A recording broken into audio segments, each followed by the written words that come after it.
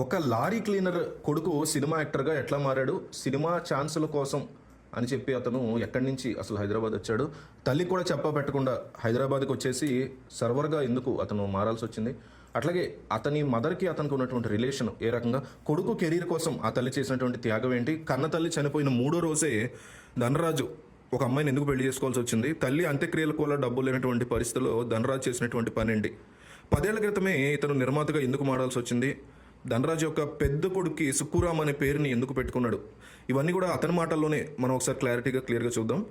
అతను చెప్పింది ఏంటంటే ఇదంతా కూడా ఇక్కడ నుంచి నేను అతని మాటల్లోనే ఉంటుంది. సో మా అమ్మ పేరు కమలమ్మ, నాన్న పేరు సత్యరాజు. వాళ్ళిద్దరిది ప్రేమ వివాహం, అది కూడా కులాంతర వివాహం. మా నాన్న మా అమ్మ వాళ్ళ నాన్న దగ్గర లారీ క్లీనర్గా పనిచేసేవాడు. నాన్నది రాజుల కులం, అమ్మ వాళ్ళది రెడ్డి కులం. సో లారీ యజమాని అయినటువంటి మా తాత తన లారీలో క్లీనర్గా పనిచేసేటువంటి మా నాన్నకి తన కూతుర్ని ఇవ్వడానికి ఇచ్చి పెళ్లి చేయడానికి సహజంగానే ఒప్పుకోలేదు. సో ఇంట్లోంచి పారిపోయి వాళ్ళిద్దరూ పెళ్లి చేసుకున్నారు.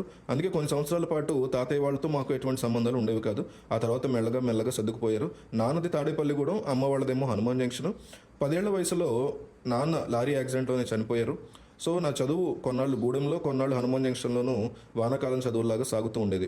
తాడేపల్లిగూడెంలో మా ఇంటి గోడకి వాల్ పోస్టర్లు అతిస్తూ ఉండేవారు. వారానికి ఒకసారి వాడుతూ ఉన్నటువంటి ఆ వాల్ పోస్టర్లో సినిమాలు చూసేంత శ్రద్ధగా చూసేవాడిని.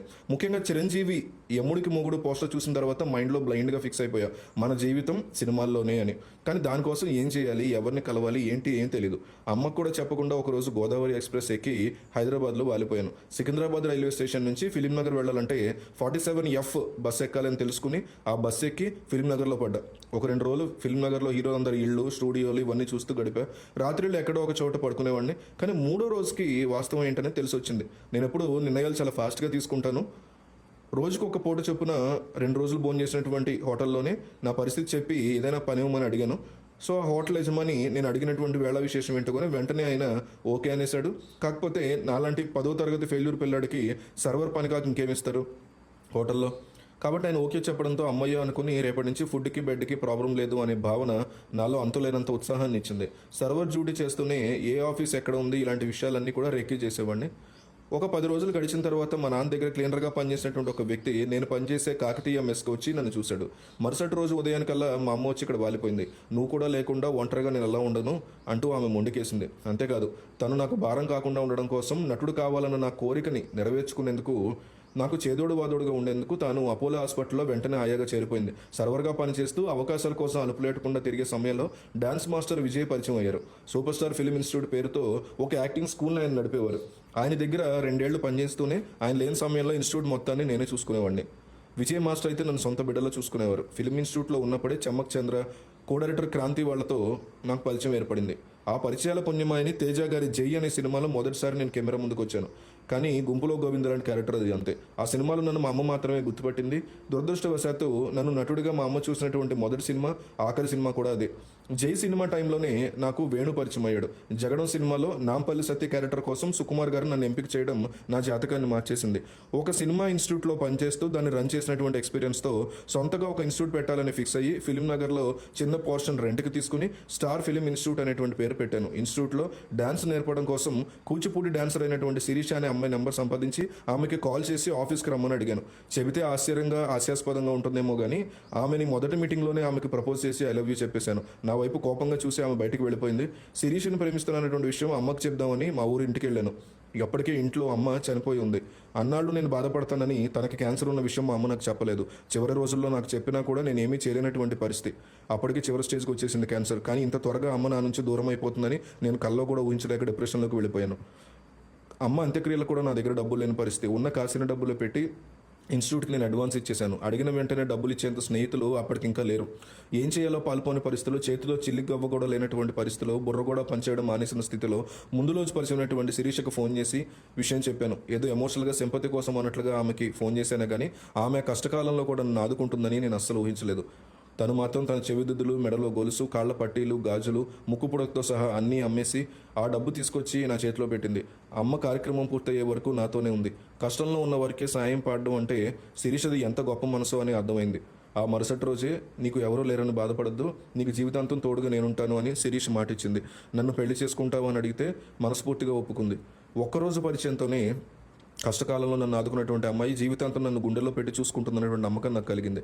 నేను ఉన్నటువంటి పరిస్థితుల్లో నేను అడిగినటువంటి తీరు ఇవన్నీ కూడా శిరీష్కి బాగా నచ్చాయి. నా నిజాయితీ కూడా నచ్చింది. అందుకే అమ్మ చనిపోయిన 3వ రోజే పెద్దమ్మ తల్లి గుడిలో శిరీష్ మెడలో 3 ముళ్ళు వేశాను. అలా అమ్మ చనిపోవడానికి ఒక రోజు ముందు నా ఆఫీస్లో పరిచయమైనటువంటి శిరీష అమ్మ నా జీవితంలోకి వెళ్ళిపోయిన 3 రోజు నా జీవితంలోకి ప్రవేశించింది.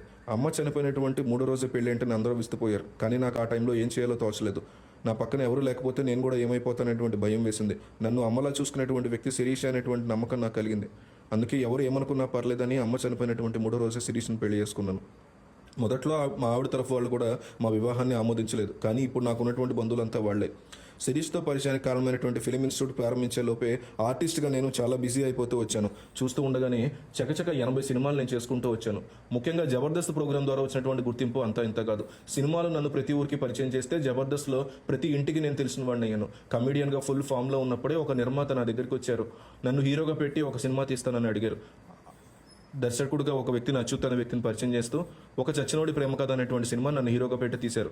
కానీ అది ఆర్థిక కారణాల వద్ద మధ్యలోనే ఆగిపోయింది. సినిమా మొదలుపెట్టిన తర్వాత ప్రొడ్యూసర్కి ఏవో ప్రాబ్లమ్స్ వచ్చాయి. నాకు పరిచయం ఉన్నటువంటి చాలా మంది ప్రొడ్యూసర్స్తో అచ్యుత్ని కల్పించాను. విన్నవాళ్ళంతా కథ కత్తిలా ఉంది అనేవాళ్ళు. కానీ నా మీద 1.5 కోటి పెట్టాలంటే ధైర్యం సరిపోయేది కదా ఎవరికి. అలా కొన్ని ప్రయత్నాలు చేసిన తర్వాత ఆ సినిమాని పక్కన పెట్టేశారు. ఆర్టిస్ట్గా నేను ఫుల్ బిజీగా ఉండడంతో నాకేం పర్వాలేదు. కానీ తెలిసిన వాళ్ళందరితో కూడా ధనరాజ్ హీరోగా ఒక సినిమా చేస్తున్నానని చెప్పుకున్నటువంటి అచ్యుత్ పరిస్థితి ఏంటని ఆలోచిస్తే బాధేసింది. అలా అని నన్ను నేను హీరోగా పెట్టుకుని సినిమా తీయడానికి మనస్కరించలేదు. అందుకే నేనే నిర్మాతగా మారి ఒక ముఖ్యమైన పాత్రలో నటిస్తూ ధనలక్ష్మి తలుపు తడితే అనే సినిమాని మొదలుపెట్టాను. ఆ తర్వాత కొద్ది రోజులకి మరో 2 నిర్మాతలు ఈ సినిమాలో భాగస్వామ్యులు అయ్యారు. కానీ ఆ సినిమా ఆశించిన ఫలితాన్ని నాకు ఏ రోజు ఇవ్వలేదు. నిర్మాతగా సినిమాతో బాగా డబ్బులు కూడా పోగొట్టుకున్నాను. ఆ సినిమా స్టార్ట్ చేసే ముందు మా శిరీష్కి నేను ఒకటే చెప్పాను, ఈ సినిమాకి పెట్టినటువంటి పెట్టుబడి మొత్తం పోయినా సరే నువ్వు నన్ను పెళ్లి చేసుకునేటప్పుడు మనం ఉన్నటువంటి పొజిషన్ కంటే బెటర్ పొజిషన్లోనే ఉంటాము అని భరోసా ఇచ్చాను. చివరికి అదే జరిగింది. ఆ సినిమా తర్వాత కూడా నేను చాలా సినిమాల్లో కమెడియన్గా నటించాను. అదే సమయంలో బుల్లితెర మీద కూడా ప్రత్యక్షమయ్యాను. బిగ్ బాస్ సీజన్ 1లోనే నేను ఒక కంటెస్టెంట్గా పాల్గొనేటువంటి అవకాశం వచ్చింది. విగ్నర్గా నిలిచేందుకు నా వంతు ప్రయత్నం చేశాను. కానీ 6 వారాల్లోనే ఎలిమినేట్ అయిపోయాను. ఆ తర్వాత ఒకవైపు సినిమాల్లో నటిస్తూనే మరోవైపు బుల్లితెర మీద అదిరింది, కామెడీ స్టార్స్ వంటి షోలు నేను చేస్తూ వచ్చాను. 2019లో భాగ్యనగర వీధుల్లో అనేటువంటి ఒక సినిమాకి కో ప్రొడ్యూసర్గా చేసినటువంటి నేను దర్శకుడు కూడా మారాల్సినటువంటి పరిస్థితి వచ్చింది. రామం రాగం సినిమాతో నేను దర్శకుడిగా ఒక కొత్త జీవితాన్ని మొదలుపెట్టాను. 2-3 ఏళ్ల క్రితం నుంచే కూడా ఈ కథకు సంబంధించి బ్యాక్గ్రౌండ్ వర్క్ అనేది నడుస్తూ వచ్చింది. విమానం సినిమా షూటింగ్ టైంలోనే సముద్రకని గారికి ఈ విషయం చెప్తే ఈ సినిమా స్టోరీ ఆ కథలో తండ్రి పాత్రను ఎవరు చేస్తున్నారు, నేను చేస్తానంటే ఆయన స్వయంగా అడిగారు. దాంతో నేనే ఈ సినిమాకి డైరెక్టర్ అని చెప్తే ఆయన సంతోషంగా ఆశీర్వదించారు, దీవించారు కూడా. రామం రాఘవం సినిమా బాగా ఆడుతుందన్నటువంటి నమ్మకం నాకుంది. నా వంతు ప్రయత్నం అయితే చేశాను. దాన్ని నేను బాగా నమ్మినటువంటి కథని అంతే బాగా తీశానని అనుకుంటున్నాను. ప్రేక్షకులు ఇచ్చేటువంటి తీర్పు బట్టే నా ప్రయాణం తదుపరి ఉంటుంది అంటూ ధనరాజ్ చెప్పుకొచ్చాడు. చివరిగా ఒక విషయం ఏంటంటే, ధనరాజ్కి దర్శకుడు సుకుమార్ లైఫ్నిచ్చారు. కష్టాల్లో ఉన్న సమయంలో హీరో రామ్ కూడా ఎంతో సహాయాన్ని చేశారు. అందుకే వాళ్ళిద్దరి పేరుని కలిసి వచ్చేలాగా తన పెద్ద కొడుక్కి సుక్కు రామ్ అనే పేరుని పెట్టుకున్నారు ధనరాజ్. కెరీర్లో ఎంత ఎత్తుకు ఎదిగినా సరే కష్టాల్లో ఉన్నప్పుడు వాళ్ళని మర్చిపోకూడదు అనేటువంటి సూత్రాన్ని ధనరాజ్ చాలా గొప్పగా ఆ లక్షణాన్ని పాటిస్తున్నాడని చెప్పుకోవాలి. దర్శకుడిగా మారి ప్రధాన పాత్రలో పోషించినటువంటి రామం రాఘవం కూడా మంచి విజయాన్ని సాధించాలని మనం కోరుకుందాం.